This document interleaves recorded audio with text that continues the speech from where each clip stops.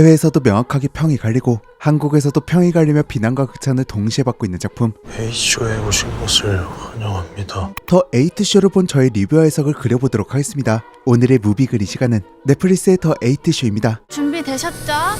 어? 출발!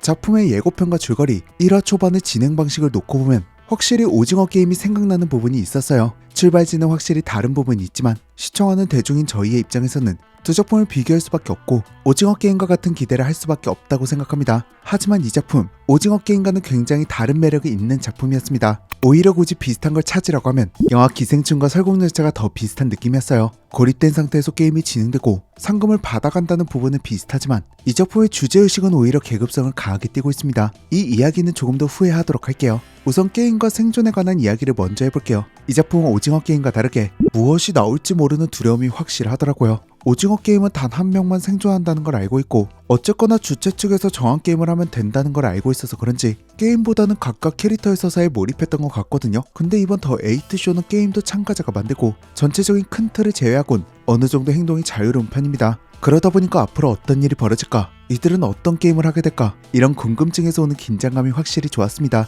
그리고 매 순간 이들이 하는 게임, 이곳에서 벌어지는 사건들이 예상을 벗어나서 좋았어요. 거기에 스토리가 굉장히 한정적인 공간에서 벌어지는데 이 공간을 굉장히 알차게 잘 사용합니다. 분명 제약이 있는 공간임에도 이 부분이 크게 느껴지지 않는다고 할까요? 괜찮지?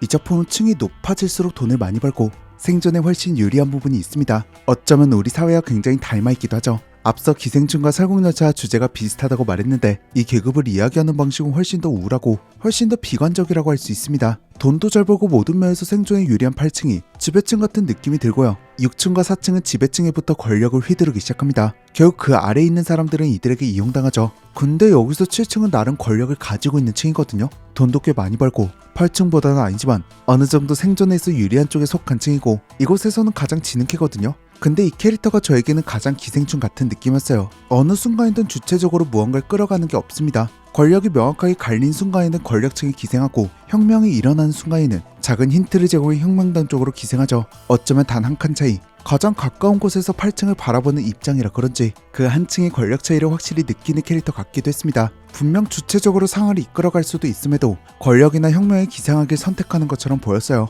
그리고 드라마 후반에 1층이 10억을 모은 이유가 나오거든요. 바로 10억이면 층을 바꿀 수 있는 기회가 있었기 때문이었죠. 하지만 반전으로 바꾸는 방법을 알려주는 것뿐이었습니다. 근데 생각을 해보면 바깥보다 물가가 100배 차이가 나는데 고작 1000만원 정도의 돈으로 계급을 바꿀 기회를 줄 리가 없는 거죠. 어쩌면 성공하는 비법, 주식 코인을 투자하는 방법, 혹은 자수성가한 사람들의 이야기를 돈 주고 사서 보는 현대사회를 비추는 것 같기도 했습니다. 돈 주고 사서 방법을 알고 있더라도 성공하기 쉽지 않은 것처럼요. 우린 돈을 위해서 여기에 왔고 밖에서 쉽게 벌 수 없는 금액을 벌어서 나가게 될 겁니다.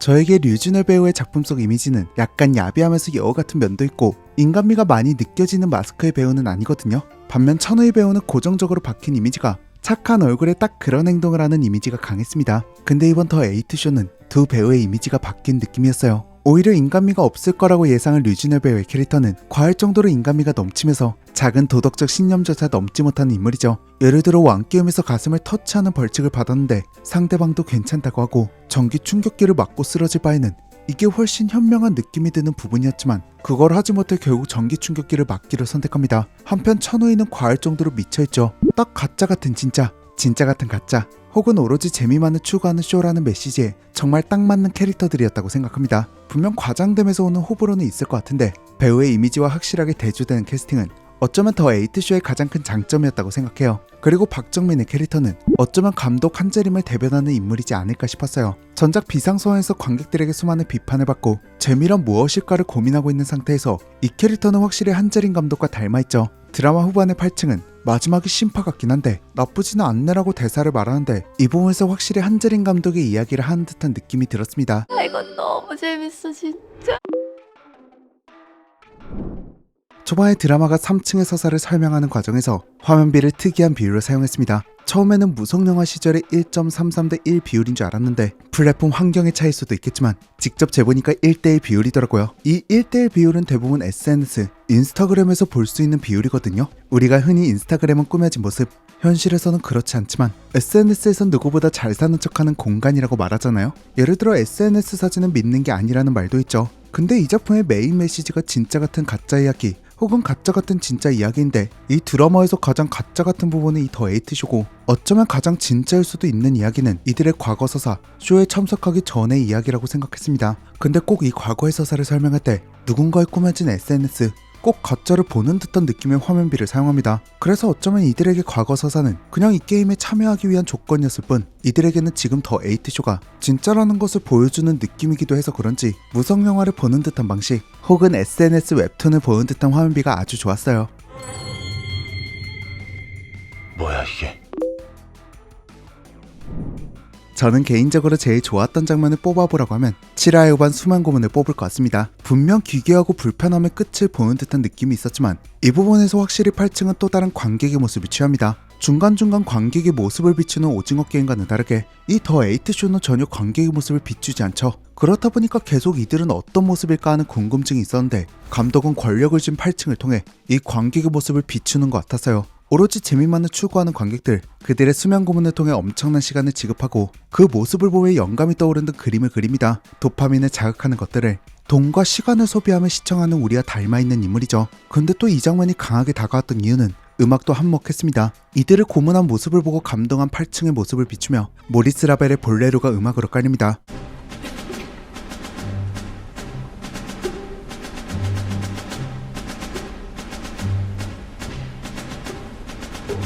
반복되는 스네어 드럼 소리 때문에 해당 장면의 자극적인 느낌은 극대화되고 혹은 가슴이 두근거리는 느낌이 들기도 하죠. 볼레로는 특유의 반복되는 느낌 덕분에 중독성이 강합니다. 이 부분은 라벨이 볼레로를 작곡했을 당시 치매 증상 혹은 말과 행동을 반복적으로 하는 보속증을 앓았다는 이야기도 있습니다. 그런 부분에서 7화의 강조 메시지인 끝나지 않는 반복되는 쇼의 기분이 들기도 하죠. 이런 스너프 필름에 깔리는 볼레로, 이 장면의 연출은 정말 오랜 시간 기억에 강하게 남을 것 같습니다. 물론 선우이 배우의 연기도 최고였고요. 재밌어진다 그지? 초반에 게임을 설명하고 중간중간 헛된 희망과 수많은 감정을 설명한 것과는 다르게 결말에 가까워질수록 점점 불친절해진다고 느꼈습니다. 관객이 누군지, 도대체 이 게임이 어떻게 만들어졌는지 물론 중요한 부분은 아닐 수도 있습니다. 하지만 그럼에도 이런 부분에 설명이 없으니 확실히 친절한 느낌이 들지 않고 여전히 속 시원한 느낌이 들지도 않았습니다. 여전히 1층에 머무는 하류층 사람들을 비추며 높은 건물을 비추는 정도의 설명만 있을 뿐이죠. 그래서 어쩌면 관객을 따로 비추지 않는 이유는 이 불쾌함과 기괴함을 구독비라는 돈을 주고 본 우리일 수도 있겠더라고요. 차연하고 자극적인 블랙 코미디, 잔혹하지만 혹하는 우아 이야기 같기도 했네요. 저는 개인적으로 만족했지만 솔직히 말해서 두 번 볼 자신은 없습니다. 정신이 이상해지는 느낌이 들더라고요. 우리 평생 여기서 못 나가는 거 아니에요? 요즘 넷플릭스가 3채부터 시작해서 기생수 더 그레이, 그리고 이번 더 에이트쇼까지 정말 폼이 제대로 오른 듯한 느낌이 있습니다. 기대를 안 하고 있었던 작품들이 줄줄이 제 취향이었네요. 물론 더 에이트쇼가 너무 재미있었다고 하면 뭔가 제가 이상한 사람이 된 것 같기도 하고 두 번 볼 자신은 확실히 없지만 이 작품 한국 미디어에서는 쉽게 볼 수 없는 블랙 코미디였고 한국 미디어에서는 쉽게 볼 수 없는 장면들이 많아서 흥미는 가득했습니다. 지금 힘든 상황이 아니고 멘탈이 깨진 시기가 아니라면 이 작품 한 번쯤 봐보시는 거 추천해드려요. 여러분들이 느낀 더 에이트쇼의 후기는 자유롭게 댓글을 통해 공유해주세요. 저는 각종 필름 속 이야기로 다시 찾아뵐게요. 지금까지 필름그린의 박그린이었습니다. 가시기 전에 구독과 알림 설정 한 번씩만 부탁드립니다. 감사합니다. 이 쇼 언제 끝내시겠습니까?